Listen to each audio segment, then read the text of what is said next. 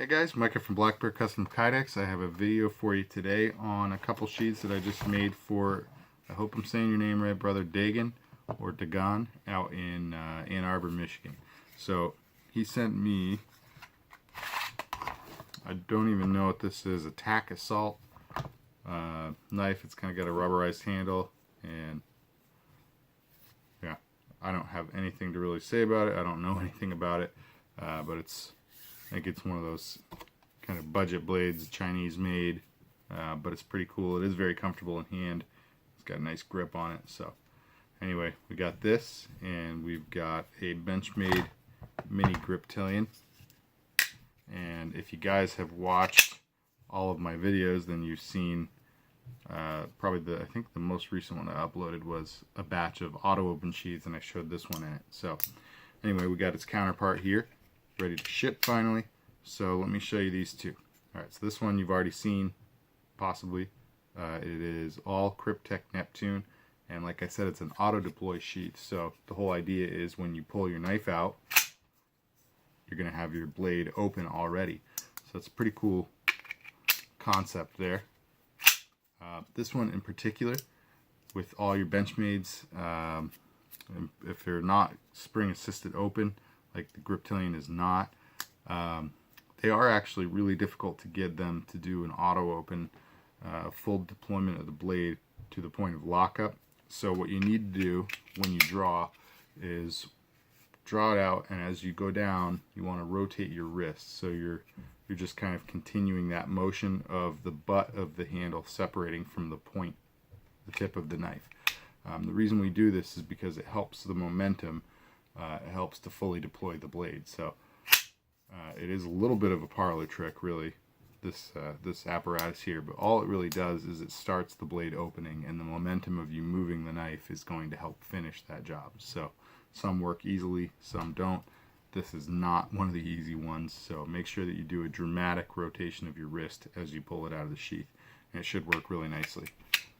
How these work, why there are two pieces, is because this thing has a lock on it.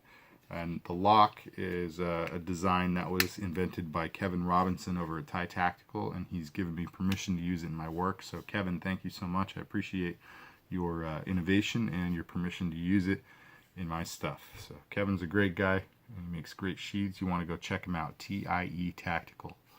Alright, so the whole concept is that you have this little tiny fold over pinching two pieces of the actual sheath, and those pieces, when they are together, will keep the Kydex pinched together around your knife, and the Kydex is already molded into all the little nooks and crannies, so it just doesn't let it come out. You can see them.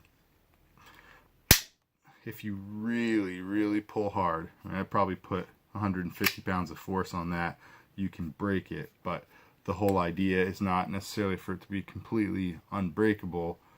When I say break, I just mean it'll pop the lock off. It doesn't damage your sheath. But the whole idea isn't for it to necessarily be unbreakable. It's for the purpose of that nobody can just come up and yank it off you, unless they're like sincerely aware of what this is and prepared to do it.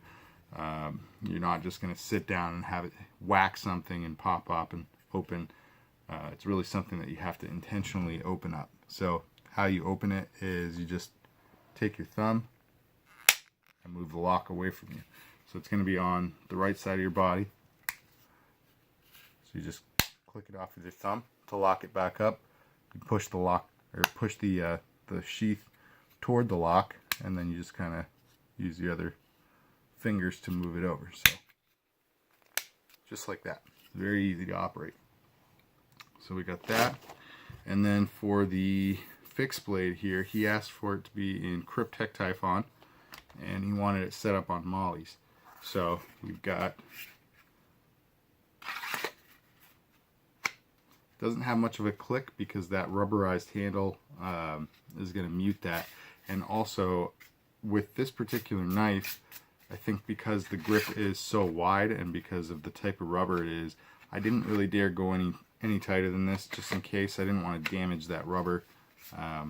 Sometimes with rubber handles, they'll have a tendency to grip the inside of Kydex really well, that smooth interior side, and it'll cause some wear on the handle, which, you know, obviously will ruin your handle over time, and will also basically make the sheath useless for that particular knife, because as the handle shrinks down, the Kydex won't be able to contact it as aggressively, and so you'll start to get looser and looser until it just doesn't function anymore. So I want to avoid that by just making the grip a little less aggressive. So it doesn't have, yeah, so you still get strong enough for tension that you're not just going to have your knife come out on you. There's not going to really be a click, and then, you know, drawing it out, there's almost no resistance, so you're not going to feel that same pressure and then release. Certainly not going to get a ballistic one-handed draw, but you do get a very easy one-handed draw. So pros and cons, but that's the situation when you're dealing with a handle like this. So then we got the mollies, and if you look at this, it does look probably a little bit wide. You can see the edges of the blade, so it's a little bit wide for what the blade actually calls for. And if it were a different carry setup, I'd probably do it a little differently, and it would have a slightly narrower sheath.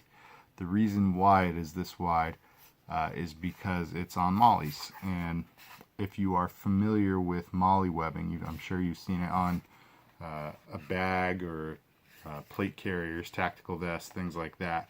But molly has very specific spacing on it. So from center to center of each of the little grips on it, or loops on it, it's 1.5 inch spacing. So 1.5, 3, 4, 5. That's not right. 4.5, 6, etc. So this is at a 3-inch spacing, and yeah, if you see people doing sheaths and just putting molly locks on it at whatever width the sheath happens to be at, they're doing it wrong. I know that sounds like a jerk thing to say, but if you're not accounting for the fact that it's got to go onto actual molly webbing, then you might want to reconsider your approach. So anyway, that's what we got. I thought these came out nice. Wanted to share them with you. Give a shout out to Dagon or Dagon. Brother, I'm so sorry. I should have asked you how to pronounce your name. But alright, there we go. That's this project. So thank you for your business, brother. Hope you like these sheets. And thank you guys for tuning in, listening to me ramble. It's still early and I haven't had my coffee. But like, share, comment, subscribe, and stick around for the next one. God bless, guys.